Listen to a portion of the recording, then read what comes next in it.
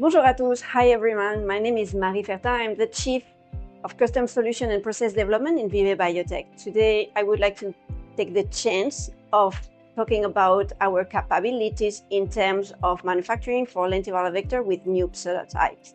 As you may know, pseudotyping are very useful for in-vivo therapy because they enable to change lentiviral vector tropism and thus improve those therapy efficacy and safety.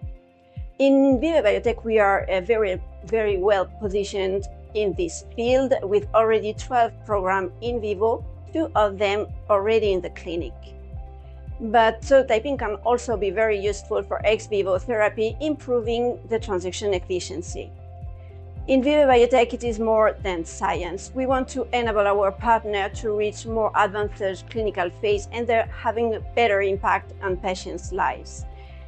Thank you very much for watching this video, and do not hesitate to reach out if you would like to know more about our capabilities and how we can support your program. Thank you very much.